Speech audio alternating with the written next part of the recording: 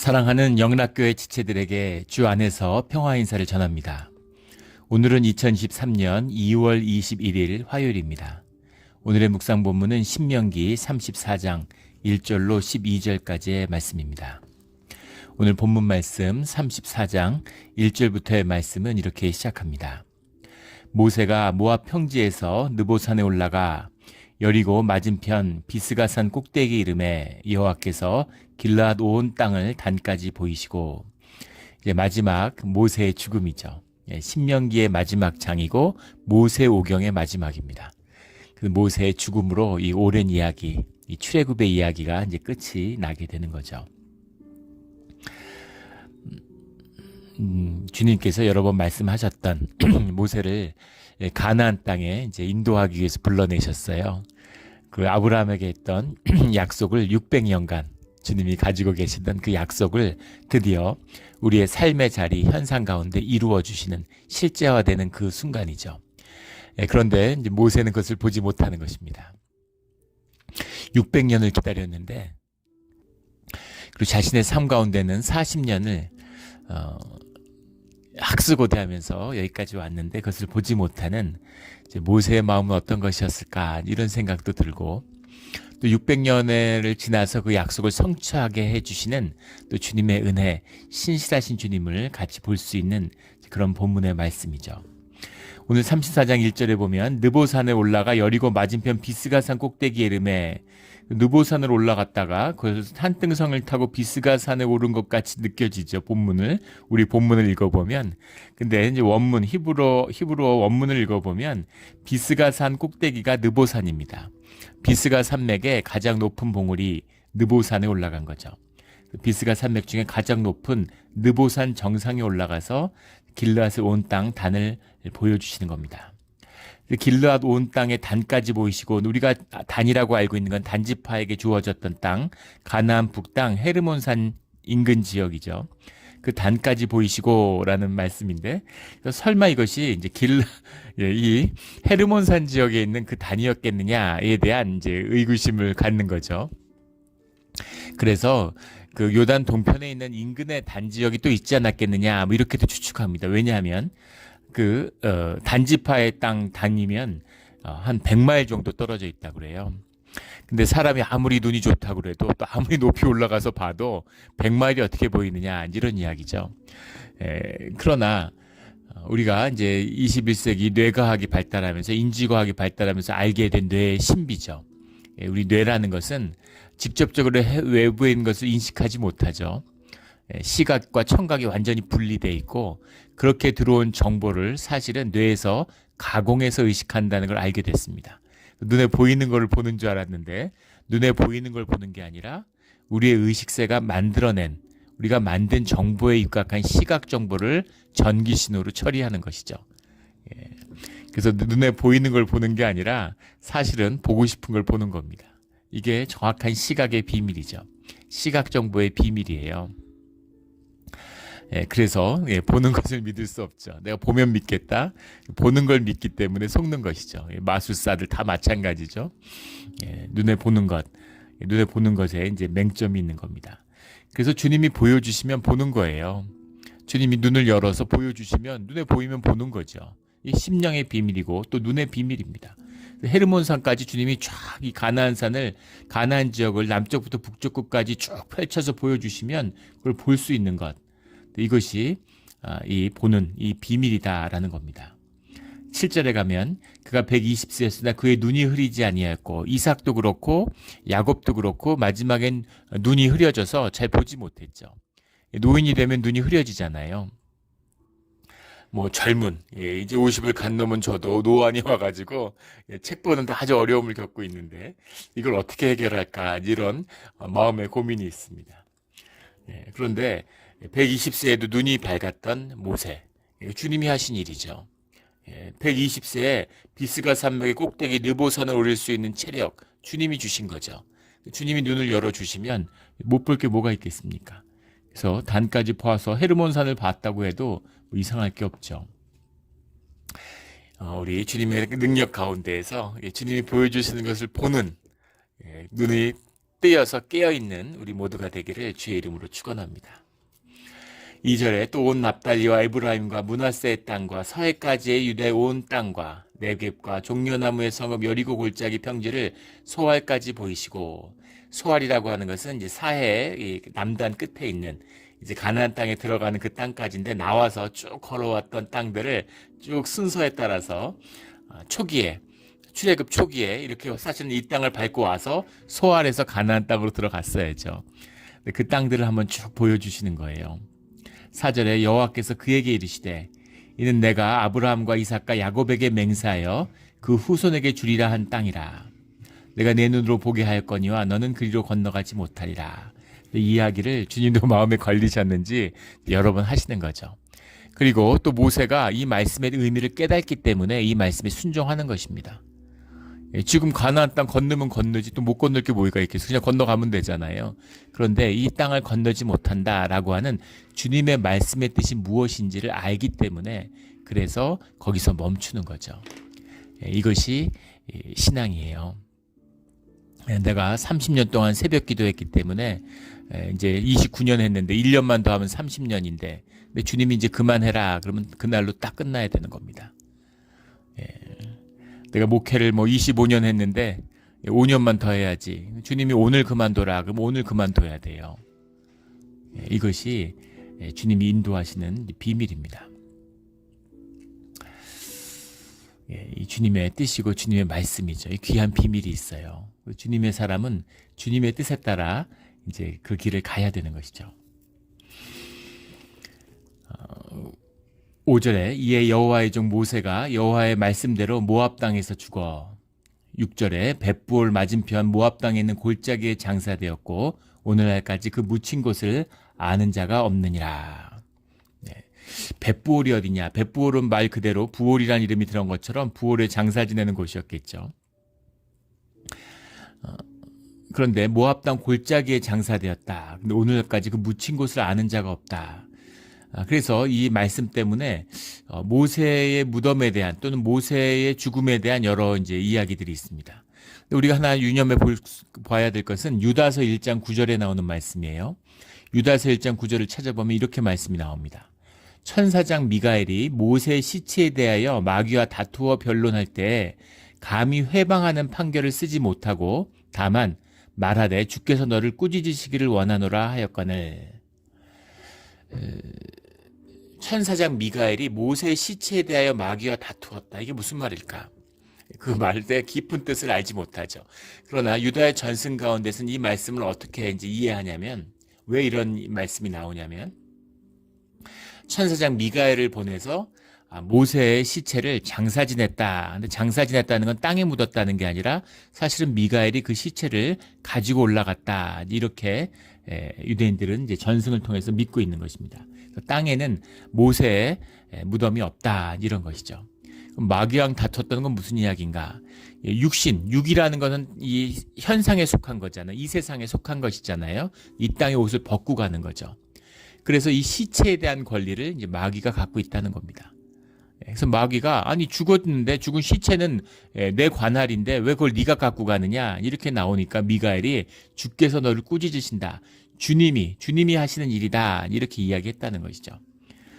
이 이야기가 계속 이어지면서 그래서 이 이야기가 뭐겠어요? 시체가 땅에 남지 않고 그대로 들려 올라갔다는 이야기는 그 에녹이나 이 엘리야처럼 모세도 역시 하늘에 이제 그대로 올라간 것이다. 육신을 입고 그대로 승천한 것이다. 이렇게 믿는 것이죠. 모세, 에녹, 엘리야는 죽지 않았다. 이런 그 믿음의 대상이 된 겁니다. 그래서 변화산에서 모세와 엘리야를 주님이 만나신 것도 바로 그 육신의 형체, 우리가 입고 있는 이 육의 형체, 그거를 입고서 있는 그대로 가지고 있는 모세와 엘리야를 예수님이 같이 만나시는 그런 모습을 보여주셨다는 거죠. 우리가 죽으면 영의 육을, 새로운 육을 입게 되는데 새로운 물질적인 근거를 갖게 되는 것이죠. 그런데 이 땅에서의 육이라는 것을 이것이 완전히 성화되어서 이 육신의 모습을 있는 그대로 갖고 있는 그런 모세다라는 얘기죠. 예전에도 나눈 적이 있었던 것 같은데, 우리 제가 그 미국의 교회를 섬긴 적이 있었는데, 거기에 이제 90이 넘은 그런 노 권사님이 계셨어요. 그런데 이제 집에 한번 이제 신방을 가니까, 큰 초상화를 이제 걸어 놓은 겁니다. 근데 아주 젊은 여인의 초상화예요. 근데 그분이 당신의 30대 때 모습이라고 그렇게 얘기하시더라고요. 근데 그분이 이제 성경 공부를 하다 궁금해서 목사님한테 여쭤보셨대요. 천국에 가면 어떤 모습으로 있게 되냐, 영육을 입으면 어떤 모습일까, 어떻게 보이느냐, 비주얼적으로 이미지가. 그렇게 물어보니까 목사님이 일생 가운데 가장 아름다웠던, 본인이 가장 아름다웠다고 기억하는 그 모습으로 부활하게 된다고 그렇게 얘기해 주셨다는 거예요. 근데 문제는 당신 자녀들은 몰라도 손주들은 천국에 오면 나를 알아볼 수 있을까? 너무 이질적이지 않을까? 할머니들 모습밖에 못 봤는데. 그래서 당신 모습을 보고 기억하라고, 당신이 가장 아름다웠던, 당신이 생각하는 기억 속에서 아이들도 낳고 삶에서 가장 풍성했던 이제 그런 육적으로 그런 아름다웠던 육신의 모습을 초상화로 그려가지고 이제 자손들에게 이제 보여주려고 그걸 걸어놨다, 이렇게 얘기를 하시더라고요. 영이 통하기 때문에 뭐 어떤 모습을 했던 영으로 아는 거니까 만나면 바로 알겠죠. 만나면 마치 자식이 어머니를 알아보는 것처럼 바로 느낄 겁니다.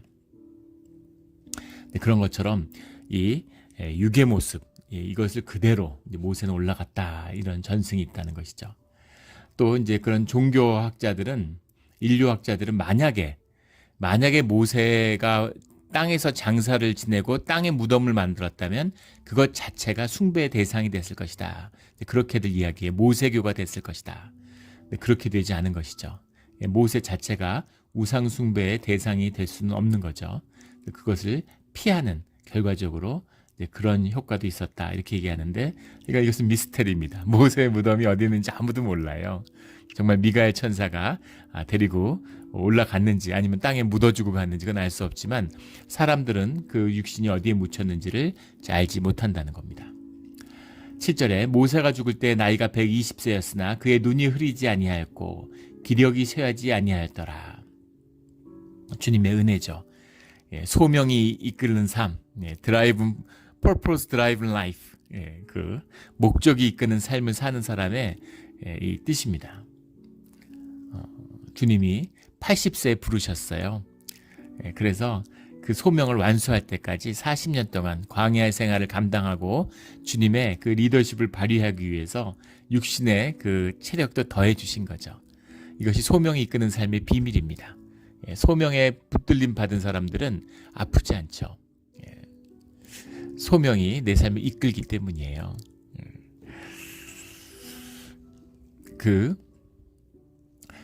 지난 10년 동안 이제 보험이 없었는데 한 번도 아픈 적이 없어요. 아프면 안 되니까 안 아픈 거죠. 그래서 보험이 나온 다음에, 보험이 5월에 나왔는데 6월에 처음으로 아팠습니다. 이게 마음의 신비죠. 몸이 알아요. 아프면 안 되는 걸 알면 안 아픕니다. 우리 집사람이 암투병으로 한 4년 고생할 때인데, 이제 아이들이 처음에는 이제 학교에서 기숙사에서 아파트를 2개를 줬어요. 아이들하고 저하고 있고 집사람은 따로 있고, 감염의 위험이 있기 때문에 병원에서 아이들하고 같이 있으면 안 된다, 그래서. 근데 그게 너무 힘든 거죠. 아이들도 힘들고 엄마도 힘들고. 그래서 같이 다시 합쳤습니다. 그래서 엄마는 2층에 있고 아이들은 이제 잘 때 위에는 2층에 안 올라고 1층에만 있고.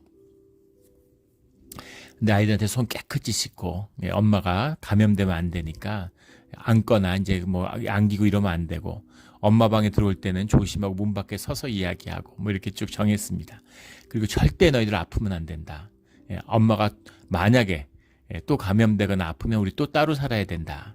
그렇게 얘기하니까 애들이 절대로 아프지 않겠다고 다짐했습니다. 그리고 4년 동안 한 번도 안 아팠어요. 애들이 자주 아프잖아요. 감기도 걸리고 밖에서 뛰어놀고 이러니까.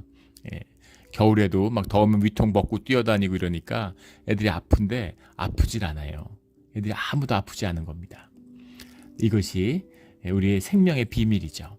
소명이 있고 그 소명을 완수해야 되는 사람은 아프지 않은 겁니다. 예전에도 한번 나눈 적이 있죠. 저희 그 작은 아버지가 이제 뭐 그 신기한 일인데 저희 할아버지가 뭐 술 담배가 술 고래셨죠. 그런데 이제 아버지는 그 할머니를 닮으신 건지 아니면 심리적인 이유에서인지 전혀 술을 못 하셨어요. 술 한 방울도 못 드십니다. 술 담배를 안 하시는데 이제 작은 아버지는 술 담배를 많이 하고 또 건축업 이런 걸 하셨으니까 술 담배를 많이 하셨죠. 그런데 이제 나중에 교회를 나가시는데 교회를 다니셔도 담배를 못 끊어요. 중학교 때부터 폈는데 담배를 뭐하러 어떻게 끊냐 이렇게도 얘기하시고 담배 끊고 뭐 얼마나 산다고 뭐 담배를 끊겠냐 이렇게도 얘기하시고 그런데 그 사촌형이죠. 이제 큰 아들이 그 암으로 이제 일찍 떠났습니다. 간암으로 일찍 세상을 떠나고 또 그 이제 그 엄마도 더 일찍 이제 그 헤어져서 아이 그 손주가 조카죠.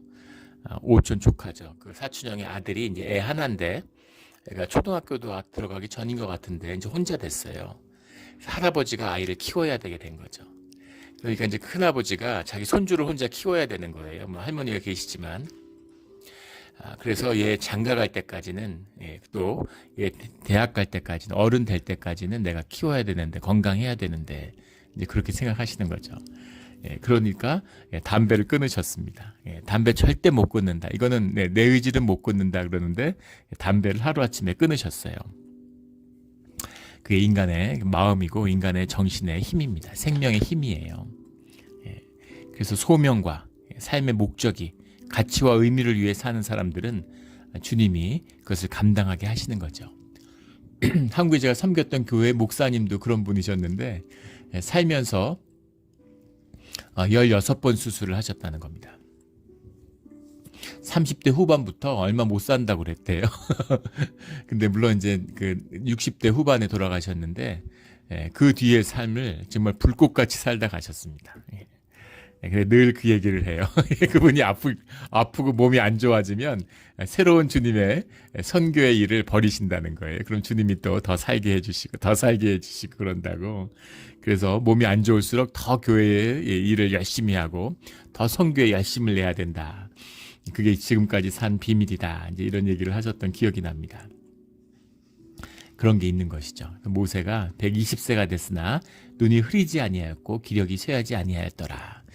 우리 이 땅을 떠나는 날까지 육신을 벗는 날까지 늘 건강하게 소명의 이끌림을 받는 우리의 삶이 되기를 주의 이름으로 축원합니다.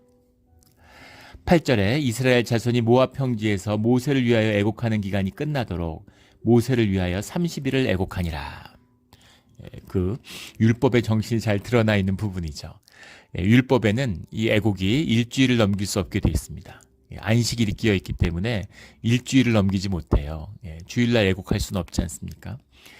안식일날 애곡할 수는 없기 때문에 일주일이 이제 한계입니다. 그런데 30일을 애곡했다라는 건 모세를 향한 사람들의 슬픔이 얼마나 큰 것이었는가 하는 걸 보여주는 거죠. 또 이렇게 너무 슬퍼서 이 슬픔을 다 녹여내고 풀어내야 되는 겁니다. 슬픔이 너무 커지면은 너무 슬프면은 삶이 이제 의식이 무너질 것 같은 슬픔이라는 건 무의식에서 오는 거잖아요. 의식에 깊은 두려움이 있죠. 그래서 의식이 이 슬픔을 누르려고 그래요. 이 슬픔을 억누르려고 합니다.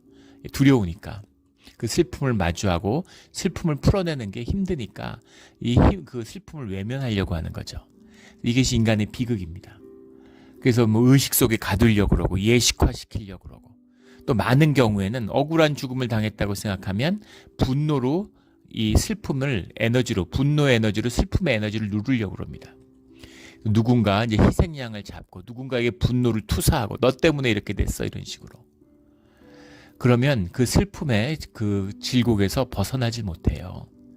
그 슬픔을 얼려버리는 것이죠. 그러면 그것이 마치 원전에서 나오는 그 방사선 물질처럼 내 마음속에 얼어붙어서 계속 내 생명을 죽이는 겁니다. 에너지를 자동차가 서 있을 때 120km 달릴 때보다 70마일 달릴 때보다 서 있을 때 에너지 소모가 더 많다는 거 아니에요? 가솔린을 더 많이 태운다는 거 아닙니까? 그것처럼 그런 슬픔이 응어리져서 가슴에 있으면 한이 있으면은 사람이 무기력해져요. 몸의 에너지를 다 그것이 소비하기 때문입니다. 진짜 마귀의 계계죠. 그래서 충분히 슬퍼해야 되는 거예요. 예. 충분히 울고 충분히 애곡하고 고글하고 충분히 울어야 됩니다. 우리 개신교에서도 그런 함정이 또 잘못 작용되기도 하죠. 예, 우리가 죽음이라는 것이 끝이 아니고 새로운 시작이고 새로운 육신을 입고 천국에 가는 건데 슬퍼하면 안 된다. 막 기뻐하라고. 막 슬픈데 슬프면 슬퍼하면 되잖아요. 나 슬퍼하면 안 된다고 막 종교적으로 또 누르는 것이죠. 예, 슬픈데 안 슬픈 척. 예, 슬프면 믿음이 없는 사람인 것처럼, 신앙이 없는 사람처럼 보일까봐, 예, 막 슬퍼서 막 너무너무 슬픈도 애통한데 막 기쁜 것처럼. 예, 그러면 안 돼요. 다 알죠. 모를 게 뭐 있겠습니까? 우리가 배우고 그걸 믿죠. 그러나 우리 가슴 속에, 우리 심령 가운데 깊은 슬픔이 있으면 그걸 토해내면 되는 것입니다. 근데 그 슬픔이, 그 무의식의 힘이 나를 삼켜버리면 안 되니까 주님 안에서 슬퍼하고 주님을 향해서 애곡하는 것이죠. 예. 그 주님 안에서 그걸 모두 녹여내고 흘려보내면 우리 안에 회복이 있는 겁니다. 뭔가 알 수 없는 기쁨이 우리 깊은 곳에서 솟아나요. 예. 그걸 맛본 사람들은 알 겁니다. 충분히 슬퍼하고 나면 언제까지 슬퍼하지 않아요, 사람이. 회복됩니다. 예. 내가 미친 건가? 내가 이래도 되나? 이상하다 싶은데 너무너무 슬퍼서 주님 앞에서 애통했는데 애통하고 애통한 끝에서 기뻐하고 회복이 있는 것이죠. 이것이 주님 앞에서 회복되는 심령의 비밀입니다. 그래서 충분히 슬퍼하고 충분히 애곡해야 돼요. 우리 이런 슬픔으로 삶의 진실을 마주하는, 또 영이 회복되는 우리 삶의 자리가 되기를 주의 이름으로 축원합니다. 9절에 모세가 눈의 아들 여호수아에게 안수하였으므로 그에게 지혜의 영이 충만하니 이스라엘 자손이 여호와께서 모세에게 명령하신 대로 여호수아의 말을 순종하였더라. 안수하는 건 항상 위임의 뜻이죠. 그래서 이 여호수아가 이제 모세를 이어서 이스라엘을 이끄는 이제 지도자로 세움을 받았다라는 겁니다. 10절에 그 후에는 이스라엘이 모세와 같은 선지자가 일어나지 못하였나니 모세는 여호와께서 대면하시던 자요. 우리 출애굽기 33장에 보면 마치 사람이 친구와 이야기하듯 이야기했다, 이런 말씀이 나오죠. 주님과 페이스 투 페이스로 얼굴을 마주하고 주님과 함께 했지만 죽지 않고 산 자입니다. 이것이 이제 모세죠. 모세는 어떻게 그럴 수 있었을까요? 모세가 남다르고 뛰어나서? 아니죠. 주님의 은혜로 그것을 용납해 주신 것이죠. 그러면 도대체 주님은 모세에 뭘 보셨을까? 왜 모세였을까? 왜 모세였을까요? 왜 모세였을까요? 주님이 모세구나. 모세하고 평생 함께하면서 모세를 통해서 이 언약을 이루어야 되겠구나 하고 결심한 때가 언제일까요? 물론 주님의 뜻 가운데서 태어날 때부터 그 모든 것이 주님의 뜻 가운데 이루어져 간 것이죠. 그러나 저는 그 모세가 궁을 나와서 자기 동포들의 아픔을 품으려고 그러다가 사람을 죽였잖아요. 그래서 도망치게 되고 고난의 시작이었죠. 그 사건이 아니었을까 싶어요. 왕자로 얼마든지 사랑받고 떵떵거리고 군림하면서 안락하게 살 수 있었는데 그것보다는 자기 동포의 아픔을 같이 아파하는 그런 마음을 가진 자가 모세였다는 거죠. 어설펐고 자기의 기질을 다스리지 못하고 성질대로 하고 사람을 죽이고 속이고 다 범죄죠. 그러나 그 중심 가운데는 다른 사람의 아픔을 내 아픔으로 아파하고자 하는 그런 주님의 마음을 가진 자였다라는 거죠. 예수님의 마음이잖아요. 그 애통함을 같이 애통해야 하는 마음, 그 애통함을 가진 자가 모세였다라는 거죠. 주님이 그 마음을 보셨을 것 같아요. 그 마음의 귀한 것을, 그 애통함을 보시고 모세의 꿈을,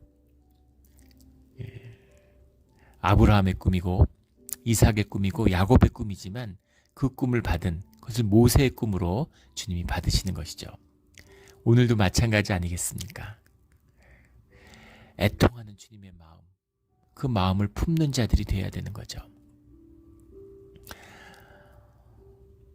세상이 점점 이상해져 갑니다. 미국도 홈리스가 넘쳐나요.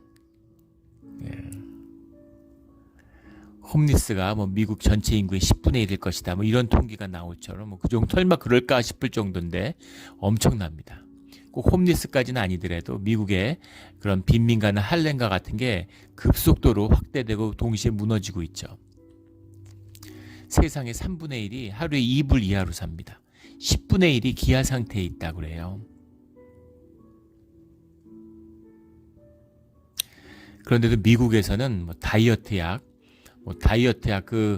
무슨 당뇨약이 다이어트에 효과가 있다 해서 난리잖아요. 그것 때문에. 무슨 머스크가 그걸로 살 뺐다 그러고 또 누구예요? 무슨 마릴린 몰로 옷을 입기 위해서 어떤 모델이 그걸로 살을 갑자기 뺐다 이래가지고 미국에서 그게 불티나게 팔려가지고 세계적으로 그 두 회사가 수십억 달러의 매출을 올리고 그게 연일 뉴스의 화제거리죠. 기적의 그 다이어트 약이 나왔다고. 약학을 배운 것도 아니고 그 기전을 잘 모르죠. 근데 분명히 말할 수 있습니다. 그런 기적의 약은 없어요. 그게 생명의 원리입니다.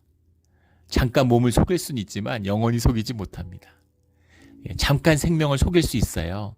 하지만 영원히 속일 수 없습니다. 그게 생명의 비밀이에요. 그런 기적의 약만 먹으면 살이 쭉쭉 빠지고 아무 건강에 해로움이 없는 그런 약은 나올 수 없습니다. 그런 게 있다고 얘기하는 건 다 거짓말이죠. 분명히 5년, 10년 지나면 그때 그 약 때문에 건강을 해치고 그것 때문에 망쳤다고 그렇게 얘기할 거예요. 20년 전에도 기적의 진통제, 지금 그게 미국을 다 병들고 죽어가게 하고 있는 거잖아요. 옥시콘틴, 또 뭐예요? 요즘 난리 나는 그 말. 예전엔 약국에서 팔던 약들입니다. 지금은 그게 다 마약이 돼가지고 그게 사람들을 수십만 명씩 죽이고 있죠. 거짓이죠. 생명을 속이는 거짓입니다. 오직 진실한 생명만이, 주님의 은혜에 붙들린 생명만이 주님 안에서 건강하고 충만한 삶을 누릴 수 있는 것이죠. 주님과 대면해서 말하는 자, 친밀하게 말할 수 있는 자, 이것이 이제 모세의 비밀이고 이 비밀이 우리의 비밀입니다.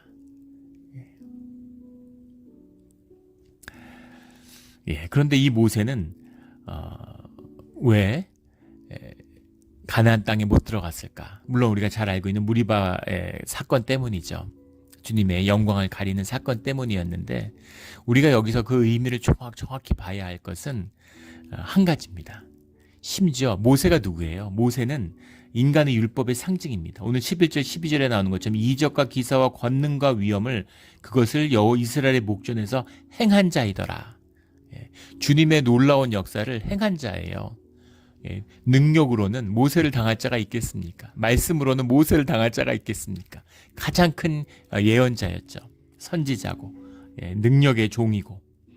그런데 그 권능과 위엄을 행하는 자인데 인간의 모든 율법을 상징하는 자고 인간의 모든 공로의 끝에 있는 사람입니다.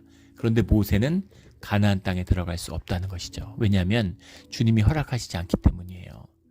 누구도 율법으로는, 누구도 자기의 공로로는 가나안 땅에 들어가지 못합니다. 언약을 성취하지 못해요. 이것 하나입니다. 이것 하나예요. 아니 200만씩 때로 다 들어가는데 왜 모세는 안 되느냐? 주님의 은혜로 들어가는 것이지 누구도 율법과 공로로 들어갈 수는 없다. 이것이 이 모압 땅에서 죽음을 맞이하는 또 모세의 비밀이죠. 그러니까 우리가 누리는 천국에 들어가는 우리의 은혜는 어떤 것입니까? 우리가 자랑할 게 뭐가 있어요? 자랑할 건 십자가의 은혜밖에 없는 것이죠.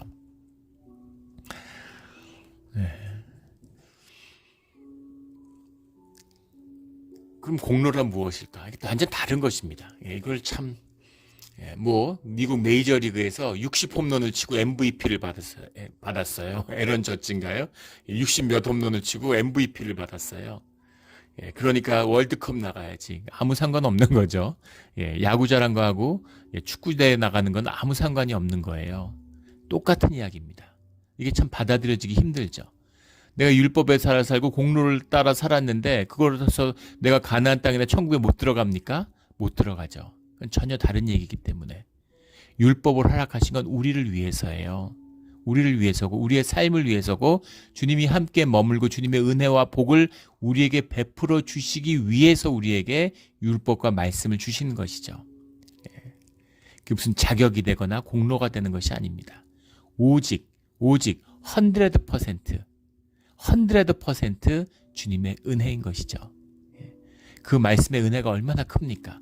우리가 100% 나쁜 놈이어도 100% 죄인이지만 주님의 100% 은혜로 우리를 구원해 주신다는 겁니다. 이 귀한 은혜를, 이 생명의 은혜를 결코 놓치지 않는, 결코 비틀거나 종교적으로 비틀어서 거짓으로 만들지 않는, 은혜를 은혜 그대로 받는 그런 우리의 신앙의 자리가 되기를 예수 그리스도 이름으로 축원합니다. 아멘. 함께 기도드리겠습니다. 하나님 아버지 감사합니다. 오늘 주님의 은혜로 신명기의 마지막 말씀을 나눴습니다. 이 신명기의 말씀을 생명처럼 여겼던 유다 이스라엘의 민족처럼 오늘 주님의 말씀을 받은 우리가 주님의 말씀을 생명으로 살고 주님의 은혜로 살아서 소명과 말씀과 인생의 가치와 의미가 우리의 육신의 삶이 다할 때까지 우리의 삶을 인도하는 그런 삶의 길을 열어주시옵소서.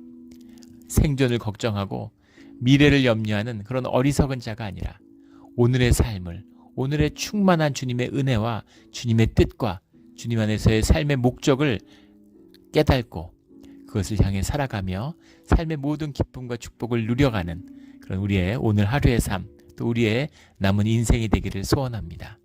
감사하며 예수 그리스도의 이름으로 기도드렸습니다. 아멘.